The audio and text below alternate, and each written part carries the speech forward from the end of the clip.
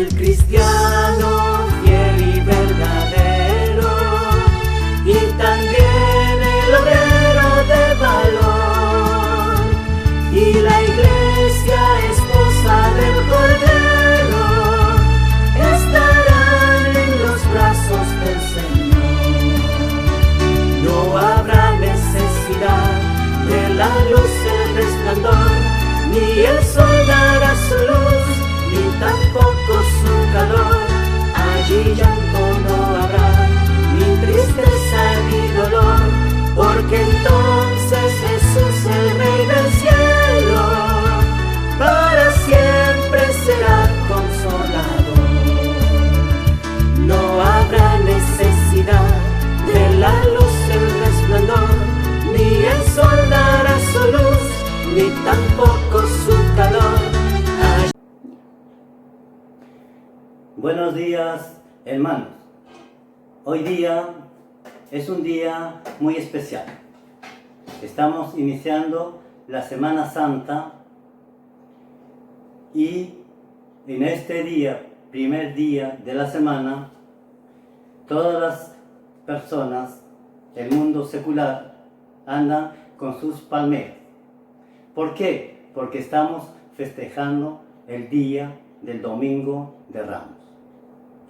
Pero esos acontecimientos se han producido desde la historia, nos cuenta, y nos cuenta la Biblia, pero la gente no sabe ni el significado de esos ramos. Bueno, eso vamos a tratarlo en el transcurso de nuestra prédica. Hoy día, nuestro tema es Jesús, el gran vencedor de la muerte. Como el Padre levanta a los muertos y les da vida, así también el Hijo a los que quiere da vida. Nos dice Juan en el capítulo 5, versículo 21. Los evangelios nos muestran a Jesús, el autor de la vida, enfrentándose a la muerte. Jesús, en el transcurso de su vida, vamos a ver que salva a 4 personas de la muerte. Primer caso, un niño estaba a punto de morir. Su padre suplicó a Jesús que fuera a verlo antes de que muriera. Jesús le respondió con estas palabras: ve, tu hijo vive. El padre creyó la palabra de Jesús. Volvió a su casa y halló al niño sano.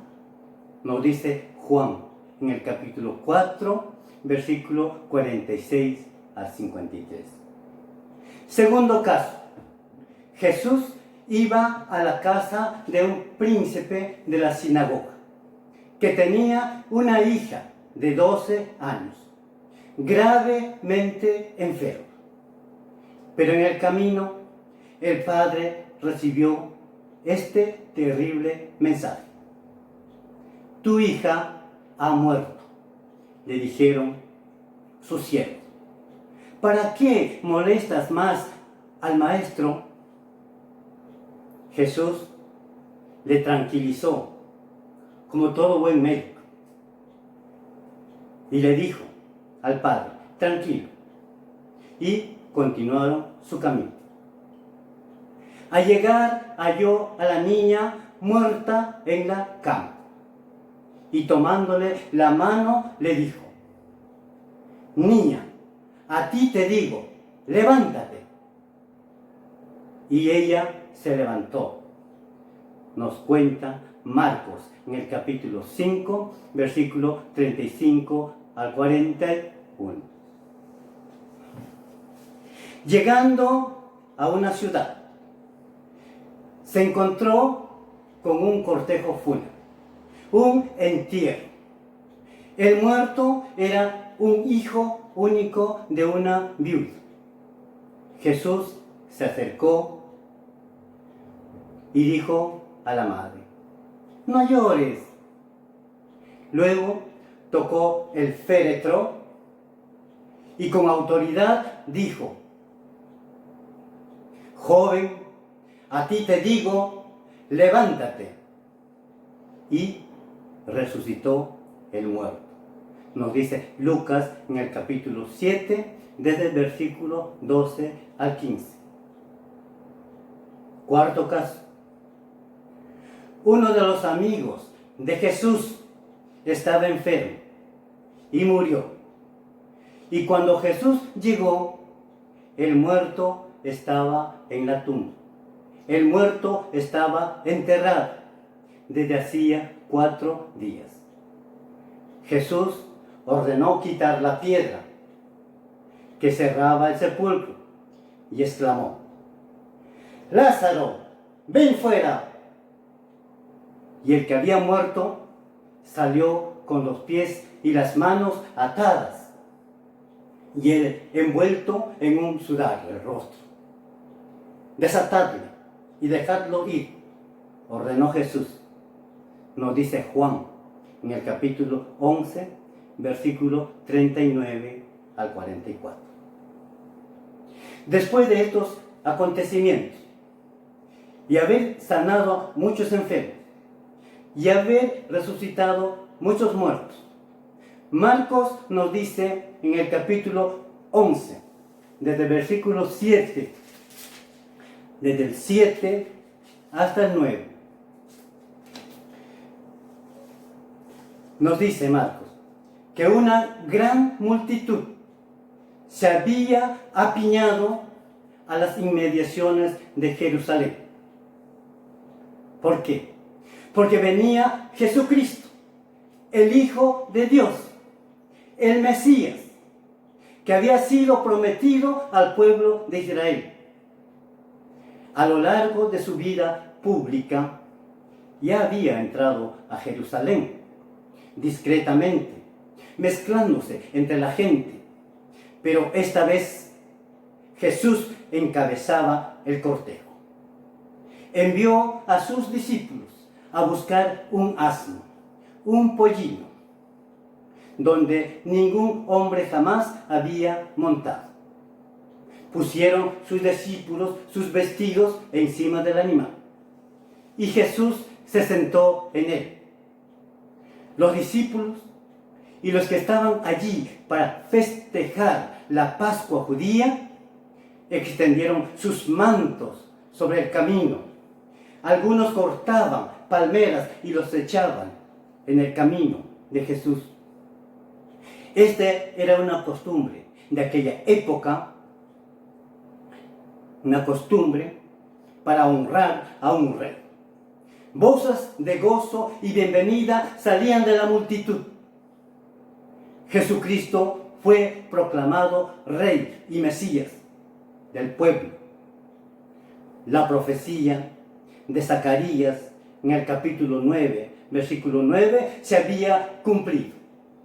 Era necesario que se presentara públicamente, demostrando como el Mesías. Pero no había llegado el momento para que reinara. Él mismo lo había declarado, que le era necesario al Hijo del Hombre padecer mucho y ser desechado. Nos dice en Marcos 8:31. Pocos días después, Jesús fue traicionado por uno de sus discípulos, juzgado injustamente y condenado al suplicio cruel e infame de la crucifixión. Entonces, la multitud que algunos días gritaba: Hosana, el que viene en el nombre de Jesús, esta vez clamó: fuera, fuera, crucifícale, crucifícale. El Hijo de Dios fue crucificado. Nos dice Juan en el capítulo 19, versículos 12 y 15. El viernes día de la Pascua, antes de las 6 de la tarde, 2 hombres pusieron el cuerpo en un sepulcro nuevo. El muerto era Jesús, el Hijo de Dios, el que resucitaba a los muertos. ¿Era posible? ¿Es posible? ¿Sería posible? Sí. Jesús fue crucificado.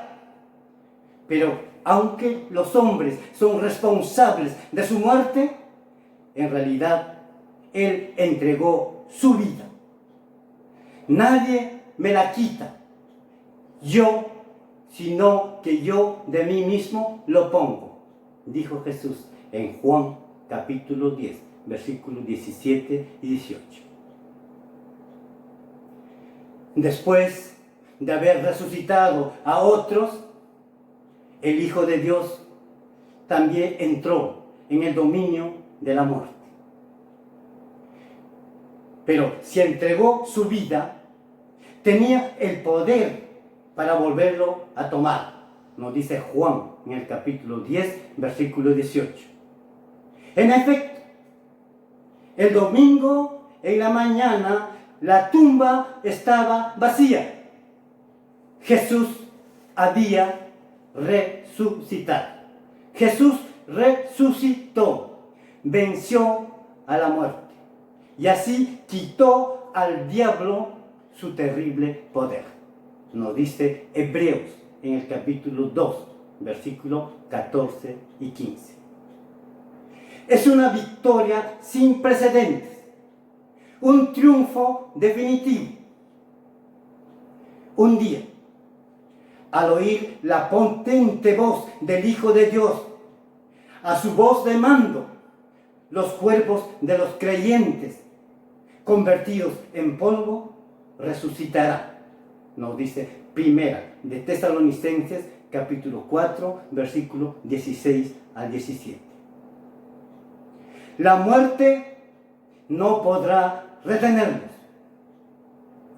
pero para beneficiarse de esta victoria del Hijo de Dios sobre la muerte, es necesario escuchar su voz. Es necesario escuchar su voz. De cierto os digo, viene la hora, y ahora es, cuando los muertos oirán su voz del Hijo de Dios. Y los que oyeren, vivirán. Y los que oyeren, vivirán. Nos dice Juan en el capítulo 5, versículo 25. Los que se hayan negado a escucharlo durante su vida, tendrán entonces que enfrentarse a una cosa terrible: la muerte segunda, o el lago de fuego, que nos habla Apocalipsis, capítulo 20, versículo 14. En ese lugar, la voz del Hijo de Dios no resonará más. Dios nos ha dado vida eterna, y esta vida está en su Hijo. El que tiene al Hijo tiene la vida, nos dice primero de Juan, capítulo 5, versículo 11 y 12. Querido amigo o hermano que nos está escuchando, ¿tienes tú la vida? ¿Has aceptado a Cristo en tu corazón? Si no lo has hecho, estás a tiempo. Puedes decirle al Señor: Señor, sé que soy pecador, sé que viniste a morir por mí, me arrepiento de mi pecado y te acepto como mi único Salvador. En estos tiempos, amigos y hermanos, estamos viendo muchas muertes. Nuestro país vecino, se mueren las gentes en la calle. Estamos frente a una pandemia. Ya hablamos que una pandemia también es el pecado. Y acá les he traído un resumen para que ustedes puedan entender. La pandemia, ¿cuál es la enfermedad en esta pandemia que estamos pasando. La enfermedad es el coronavirus o el COVID-19, que lo llama la OMS. Y otra pandemia tenemos desde que pecaron nuestros padres, que se llama el pecado. La causa del coronavirus es un virus que se llama el SARS-CoV-2. Y la causa del pecado es la desobediencia del hombre. La consecuencia del coronavirus es la muerte natural, es la separación del cuerpo con el alma. La consecuencia del pecado es la muerte eterna, la separación con Dios. ¿Y cuál es la protección? La protección contra el coronavirus es la cuarentena. Quedarte en tu casa, que es el tiempo que sabemos que el virus puede ser contagiado en una persona, pero que algunos no están obedeciendo. ¿Y cuál es la protección contra el pecado? Cristo. Cristo, dice la Biblia, es nuestra roca, nuestra fortaleza, nuestro castillo. ¿Y cuál es el remedio para esta pandemia de coronavirus? No existe hasta el momento. ¿Y cuál es el remedio para el pecado? La sangre de Cristo. La Biblia dice, la sangre de Cristo nos limpia de todo pecado. Querido amigo, si has comprendido este mensaje, te invito a que hoy puedas tomar esa decisión. Oremos. Bendito Padre Celestial, gracias por esta mañana. Gracias por tu palabra. Señor, pedimos tu bendición y tu dirección en el nombre de Cristo Jesús. Amén.